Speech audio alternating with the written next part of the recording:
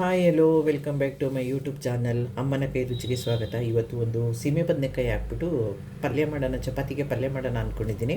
Already oil ಕಾಯಕ್ಕಿಟ್ಟಿದ್ದೀನಿ, oil ಕಾದಿದೆ. ಸ್ವಲ್ಪ ಸಾಸಿವೆ ಹಾಕೊಳ್ಳೋಣ.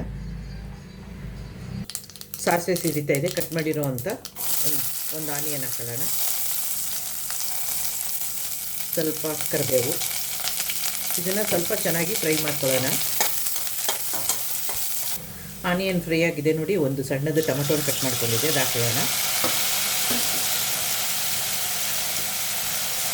ಉಪ್ಪು ಹಾಕೋತಿದ್ದೀನಿ, ಟೊಮೊಟೊ ಬೇಯಬೇಕಲ್ಲ ಅದಕ್ಕೆ.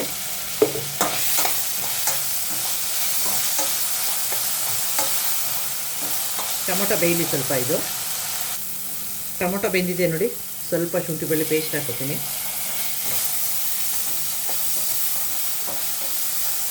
ಸ್ವಲ್ಪ ಹಸಿ ವಾಸನೆ ಹೋಗಲಿ. ಇದು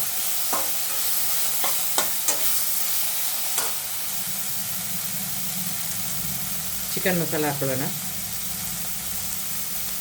ಸಾಕಿಷ್ಟು ಇದು.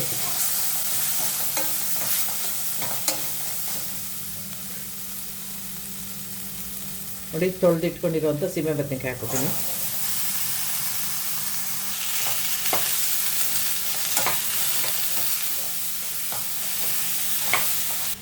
ಸ್ವಲ್ಪ ನೀರು ಚಿಮ್ಕಿಸ್ಬಿಟ್ಟು ಮುಚ್ಚಿಬಿಡೋಣ. ಇದನ್ನು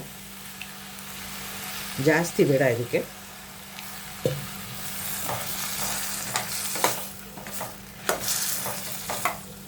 ಮುಚ್ಚಿಬಿಡೋಣ. ಈಗ ಬೇಯುತ್ತದು.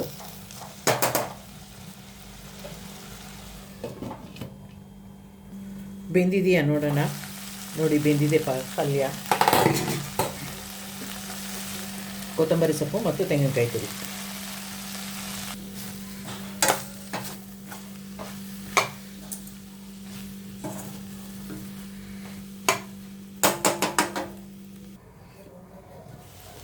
ಸೂಪರಾದ ಸೀಮೆ ಬದನೆಕಾಯಿ ಪಲ್ಯ ರೆಡಿ ಆಯಿತು ನೋಡಿ.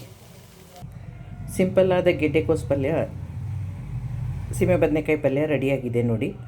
ಜೊತೆಗೆ ಸೂಪರ್ ಕಾಂಬಿನೇಷನ್ ಚಪಾತಿ.